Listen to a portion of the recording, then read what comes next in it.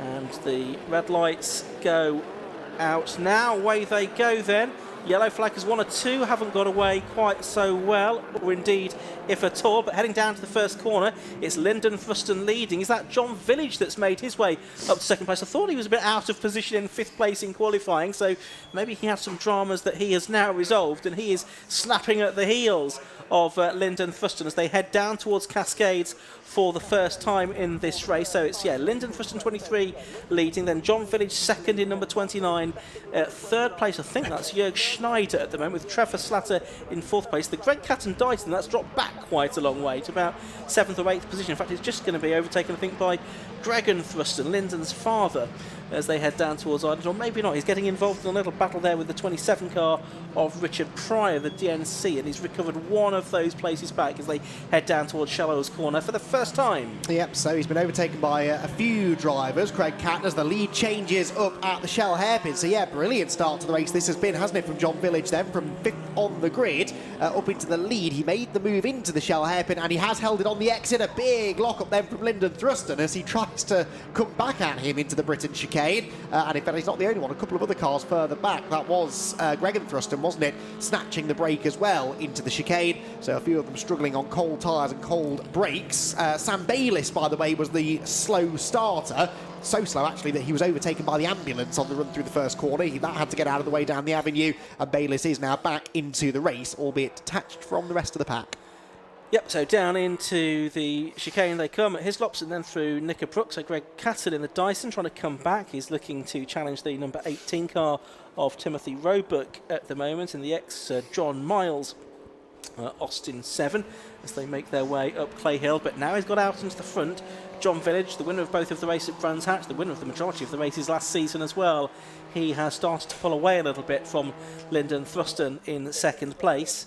And as they head towards us, it is, I think, Jörg Schneider and the Arthur in 3rd position, and then Trevor Slatter in 4th. And then a bit of a gap back to the next group of cars. But towards the end of lap 1, John Village it is that's up and over Deer Leap and over the line now to complete the first lap, and he's got a second advantage over Thruston in second place. Another second back to Schneider in third, and only 3/10 between Schneider and South Africa's Simon Gallen in the Austin Pigsty Special in 5th place, the single-seater Austin 7, and Tim Roebuck in 6th place. Both of those in Class B for supercharged Austin 7s. And Greg Catton at only 8th at the end of the opening lap, so a lot of ground lost. He's sort of stuck in this four-way battle now that makes its way down towards the left-hander at Cascades. Gregan Thruston will be the man ahead, so actually that has been a change, and now Gregan is up the inside of Tim Roebuck heading out of Cascades as well. Now these two, all 3 of these cars run in different classes, but it's a battle for track position nonetheless, and Gregan Thruston makes another place and moves to 6th position. Out of the race, though, it's gone the man that started in 4th place. That's Graham Wilson in the time 3B. That's pulled off into the pit lane. But the lead has suddenly got very spicy again. I thought we were going to see John Village pull away here, but Lyndon Thruston has got other ideas in the number 23 HCS Mark II. Then you've got Jörg Schneider in the Arthur, the Village V2 of John Village. It's a replica of the car that he raced in 754 winner back in 1974. He went on to be a Formula 4 champion both in the UK and Europe, did John Village, and of course also well known for the team that he ran, John Village Automotive as well, up to and including the likes of F3000 and A1 GP as well. But in recent years he's built this replica of the car that he raced back in the 1970s, and it's been tremendously successful for him. But here he's actually under quite a bit of pressure from not just Lyndon Thruston, but also Jörg Schneider and Trevor Slatter as well. And all of these cars running Class C as well, so it's a battle for class podiums too. And Lyndon Thruston spurred on perhaps by being overtaken by John Village on that opening lap of the race, now doing his best to come back at him. It's fascinating to watch the gap sort of ebb and flow corner to corner through Druids. Jörg Schneider dropping a little bit of ground to the 2 ahead, but then may well gain it back through Lodge Corner. There's a huge battle making its way out of Knickerbrook though, further back, Ian. This is outside of the top 10, isn't it? I think the battle for 11th place maybe? Yeah, I think James Miles is at the front of that in sort of duck egg blue. Austin 7 for the man from Billingshurst, 60 years of age. I think that's just some cement dust or something that's being kicked up there, at least I hope it is. Behind him I can see the number 4 car of Andrew Kelsey, the 71-year-old coach driver from Royston. who briefly raced in about 1970 and is making a comeback 54 years later. He's involved in that as well in the number 4 car. You've got the number 5 car, the 78-year-old Michael Harvey, and up the inside of them coming there is the number 37, John Donnelly Race Kits Merlin as well, a modern reconstruction, but going back to the lead battle, which is heading back to Oulton Bend on lap 3. It's still John Village, number 29, the lead, but there's less than half a second in it. Yeah, Lyndon Thruston had a good exit out of Cascades, but doesn't seem to have the straight line speed. He was gaining a little bit in the slipstream, then dropped back. Look at the manoeuvrability round the outside at Shell. He tries to go in the HCS Mark II. I don't think that was a successful attempt at overtaking, but his advantage is definitely through the corners, the second placed car, whereas the race leader John Village maybe has slightly better straight line speed. So this will make for a really interesting dice, because if Lyndon is going to make the move stick, he's going to have to get inventive. Up and over hilltop they come, then dropping down towards the Hislop chicane. Still the 4 of them covered by not very much at all, but Lyndon Thruston still cannot find a way back through into the lead. No, absolutely not. So half a second there was between them at the start of the lap. Looking a bit further back, this is the 27 car. That's Richard Pryor in the DNC. Now, he was 9th at the start of the lap. He's got Tim Roebuck ahead of him. It looks like Greg Catton has made up an extra place as well. I think he might have got ahead of Simon Gallen now. There's only 0.3 of a second between them at the start of the lap. We're going back to the lead group now. They're up at Druids at the moment. John Village with only about 3 car lengths in number 29 between himself and Lyndon Thruston in second place, the prime mover behind this championship. He put so much work in to encourage these cars out. I mean, the numbers have swelled, as you were saying, Andy, in recent seasons. Cars have been found in garages and barns and have been rebuilt, and they've not been used. They've found new owners who have been willing to drive them on the circuit. He's done a great job to improve the interest and attendance in this championship, or this series, I should say, Lyndon Thruston. They are just starting to pair off a little bit now, the top 2 and the next 2. But having said that, Trevor Slatter in 4th place has just done the best lap of the race, a 2:15.255. And he just had a big look at Jörg Schneider into Old Hall Corner, which is what Lyndon Thruston is doing now to John Village, looking to the inside into Cascades, late on the brakes, but can't quite get the overlap. And we'll see now whether or not he can do anything with John Village down the straight. Gets a much superior exit from Cascades, pulls to the inside line, but then John Village just slowly starts to drag himself back ahead again. And by the time they arrive at Oulton Bend, he's a car length or 2 in front. So a definite straight line speed advantage for the race leader. But yeah, Trevor Slatter behind had a big look at Jörg Schneider into Old Hall Corner. The door was closed firmly in his face, and Trevor actually had to snatch the brakes to avoid running into the back of the 3rd place man. That's dropped him away from the leading 3 now, who are once again nose to tail heading for Britons. They certainly are, and look how much pressure Lyndon Thruston is piling on here. Jörg Schneider there in 3rd, and Trevor Slatter in 4th place. He's 72 years of age, a retired QA manager. Raced in 750 Formula between 75 and 78 and came back to racing historic 750 Formula just over a decade ago. He did some auto-cross racing in the past. He raced against Jenson Button's dad, John, back in the day. And the car was in is a Centaur Mark 11, built in 1969, this one. So, but he's actually just falling off the back of these 3 now, having set the fastest lap on the previous time. And Lyndon Thruston is having another attempt as they head up Clay Hill. And they're going to start to hit traffic now, because that's Tim Mile that is just ahead of them on the circuit. The 86-year-old from Handcross, number 30, Tim Mile in the Pigsty Mark 13, originally a 1937 car, but built into this specification around about a decade or so ago.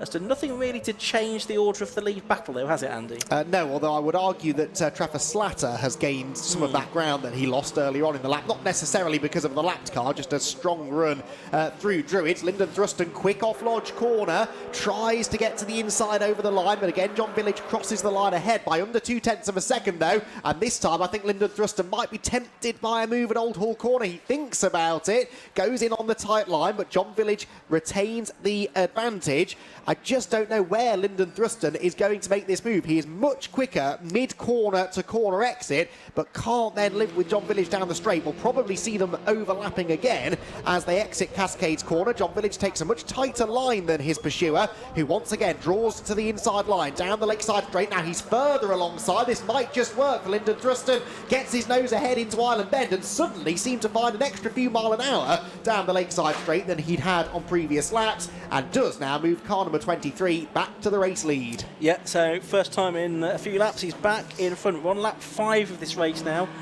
Actually, his dad, Greg Thurston, set the best lap of the race on the previous lap, up into 5th position.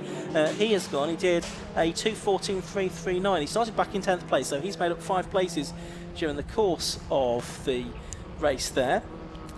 So he's up to 5th, but we're watching this battle a bit further back. This again is just outside the top 10 here. That's the Andrew Kelsey car, number 4 going through. He's being challenged by the 6 car, which is that of Richard Verheyden, the Austin Ulster Bad Frog, but a lock-up there. Was that for John Village? It was, yeah. He got a bit too close to the back of Lyndon Thurston's car into his lops and, again, locked up the front brakes to avoid contact, but that has just dropped John Village away now from the race leader. Looking at those lap times there, I was pulling a slightly funny face when you said that Greg Thurston had set the fastest lap. A 2:14.3 is nearly 3 seconds quicker than the race leader, but he wasn't the only one, because actually Greg Catton was only about half a second slower than him. So those two suddenly have found seconds on what they were running earlier on. I don't think they're going to have time to catch the leading group, but 3 and a bit seconds faster, that is impressive. We should put this in a little bit of context. I'll do that in a minute, though, because John Village up the inside of Lyndon Thurston at Lodge Corner.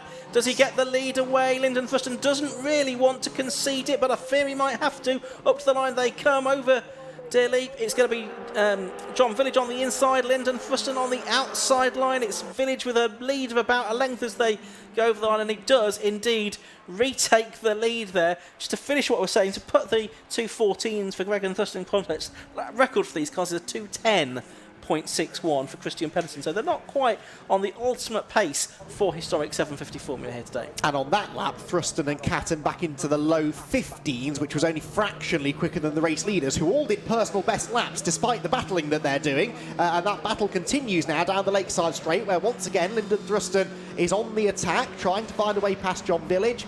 Cascades is definitely Lyndon Thurston's best corner, isn't it? A lap ago, he was able to use that to his advantage to get the lead, but not on this occasion. So with 2 3/4 minutes still to go, John Village retains the advantage. Oh no, they're tangled! They're both off the road. Up at the shell hairpin backwards is John Village. Into the gravel goes Lyndon Thurston, and that can only have been a little bit of a tangling of wheels on corner entry.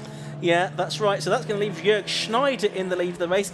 John Village trying to recover. It looks like Lyndon Thurston well and truly beached in the HCS. But there's our new race leader, number 65, Jörg Schneider from Gerlafingen, which I think is in Switzerland. And he has taken the lead of the race then. Can Trevor Slatter, though, do anything about him in the closing stages of the race? Unless they get the checker flag this time and it comes a bit early, there's only one more lap to go. Meanwhile, up at Shell, John Village rejoining the race, but out of the car is Lyndon Thurston trudging away towards the marshals, so that car is in a bit of a dangerous position. Ordinarily, that would require a safety car, but as we saw in the previous race, in this kind of situation, sometimes race control decides to throw the flag early. I can't see the checkered flag. Oh, now there is a flag being ready to pit exit. That might be what's about to happen, so this could be the run into Lodge Corner for the final time, and if it is, Jörg Schneider looks good for the win. Yeah, it's either this time the checkered flag or the next time, because we've already got 1.5 minutes of the race left to go. So Jörg Schneider's been in 3rd place basically all race long, hasn't he?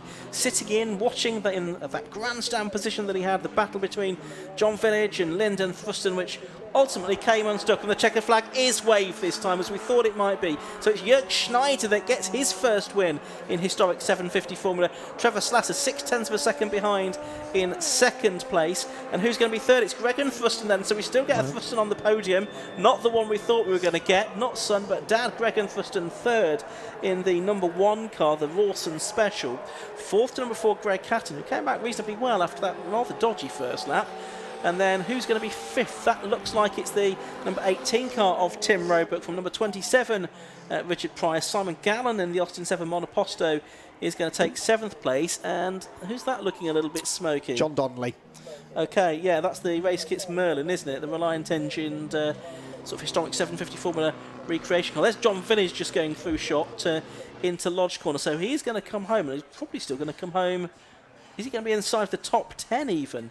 Next car coming through, though, is the Formula V, which is the 47 car of Mark Lawton, the Cotswold Garages Formula V for the drive from Chesterfield. Then it's Lyndon Thruston that is, John Village that is 9th, and still waiting for the 10th place car to. It's not going to be Lyndon Thruston because he's stuck in the gravel trap at Shell Oil's corner.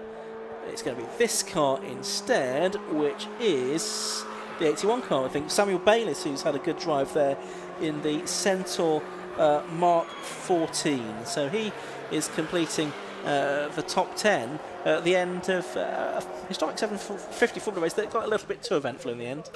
Yes, but very exciting. I mean, a four-way battle for the race lead and multiple changes of lead as well. That's exactly what we like to see. A shame that it ended in contact. Hopefully neither car is too badly damaged, and they'll get back out there again for the handicap race later on. But the handicappers have got quite the job on their hands to try and figure out what to do, because there was a massive variation in lap times as we went through that first race. Yeah. So that will be interesting, and those top four so evenly matched. Hopefully we'll see those four sort of moving through the pack together, and we could get another grandstand finish. Yeah, it didn't look like there's too much damage on those two cars. John Village obviously got his car home, and hopefully Lyndon Thruston. It's just a question of getting it back out of the gravel trap.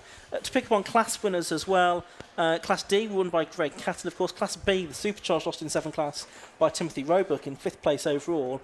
And Class A, the normally aspirated Austin 7s, Hugo Pickup in number 69, who I don't think we saw too much of in that race, but he was the best of the normally aspirated Austin 7s, as a 14th place overall for him.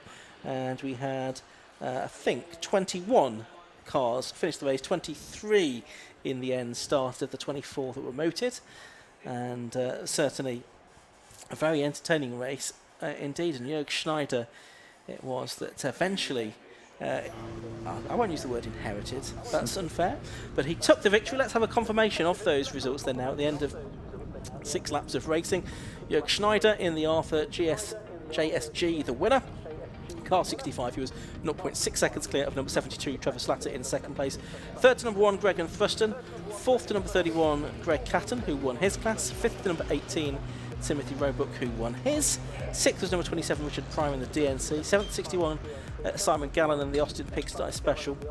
8th, 47, Mark Lawton in the Cotswold Garages V. 9th, number 29, John Village in the Village V2, having been leading for quite a large chunk of that race, eventually finishing about a minute behind. And number 81, Samuel Bayliss, rounded out the top 10 ahead of John Donnelly, Ben Bolt, Mike Harvey and Hugo Pickup, number 69, who was the best of the Class A cars. 2nd within that class was number 6, Richard Verheyden, and completing the Class A podium in 17th place overall was number 22, Charlie Plain Jones, and the best lap of the race went to Greg and Thruston with a 2:14.339. So that's historic 750 Formula for the moment, but they are back out later on this afternoon for their handicap race. That's due off at around about 4:35. There is still one more race to come before the lunch break here at Oulton Park this morning, as it still is, just about, and that is going to be for the Armed Forces Race Challenge, which we look forward to coming up next. And then, of course, we taking much more of a focus on BMWs here at BMW Live, because during the course of the lunch break we're going to have a pit lane walk to speak to some of the 116 trophy competitors. We'll be on the grid for the grid walk ahead of the BMW Car Club Racing Championship race. We've got 7 races this afternoon. 4 of those are purely for BMWs, the 2 BMW Car Club Racing Championship races, the Ultimate BMW race, and of course the 116 trophy as well. So very much BMW bias this afternoon here at BMW Live, this event that's been organised by the BMW Car Club and has been blessed with, if not sunny, at least dry weather here at Oulton Park today, and a great sight it's making on the infield as well, with so many BMWs, Alpinas and the modern Minis as well. There you can see the final few cars making their way into Parc Ferme, and our hard-working marshals signalling the way if we don't get another chance to do so. Many, many thanks to all of the marshals who are doing such fantastic work here today at Oulton Park. Always very well supported here at the Cheshire Circuit. But for now, let's head down to Parc Ferme, where Kieran Mogg is waiting for us. Well, that was certainly a fascinating race. We're going to go and take a chat with our winner, Jurek Schneider. Jurek, I believe this is your first win in the category. Yes, it's the very first win. I'm very pleased with it. I mean, it's been a bit of luck. Obviously, Lyndon and John, they had a mishap. But I also had Trevor in my rearview mirror all the time, so the pressure has been on all the time. But it's great racing. Did you get the popcorn out at any point during that battle for first place with them two? I was afraid that something is going to happen because obviously Lyndon was very close behind him. So I thought as long as they're fighting, there's no chance that I could pass. I've been in 2 corners. I've been a bit quicker than they were. I could always close up very, very close. But yeah, without the incident, I think it would be third place. Excellent. And obviously you've got a race later on as well. You've won the first race, your first race win in the category. Do you reckon you could do it again later? It's a handicap race in the afternoon, so that means I'm starting at the very rear end. It always depends. I mean, it's an advantage for the Oulton cars because they don't need to overtake. So if all the overtaking maneuvers are going well, then there's a chance for a place up front. But if not, then it will be an Oulton driver. Absolutely. Well, congratulations on your first win. Thank you very much. Thank you very much. We'll head over to Greg Catton. Greg, this is obviously class winner as well. Congratulations. How was your race? It was very entertaining. I misselected second gear on the start line, so got fourth. So that immediately put me behind, and then these little 750 cars, they've gone. And I did my best to try and catch up with them, but couldn't. And how are you finding the track conditions today? Lovely. Very dry, sticky. Yeah. Excellent. And how are you thinking ahead of the race later on? Do you think you can do again? Obviously, it's a handicap race, so you will be starting a little bit further back. Do you reckon you can take the class win again? Well, class win shouldn't be a problem, as there's only me in it, I think, and another one. But yeah, we'll do our best to get up near the front. Excellent. Good luck later then. Thank you. Thank you very much. And we'll head over now to Timothy Roebuck. Timothy is over here. Timothy, can I grab you a second? Class winner again. Obviously, interesting race. How was it for you? Exciting, actually. It was busy. Simon got the jump on me from the start. I had nowhere to go and had to back out going down to the first corner. So Simon came past me, and I struggled to keep up with him with the other cars that were around us. And eventually managed to get back behind him again. And then I don't know whether he had a problem going into the first corner, but he seemed to brake very early. And it was all I could do to avoid going into the back of him. I think I inherited the lead by avoiding an accident.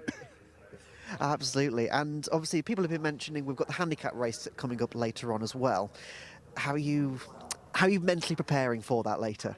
I'm not sure you can mentally prepare for a handicap race. All you can do is go absolutely flat out from the start and see what happens.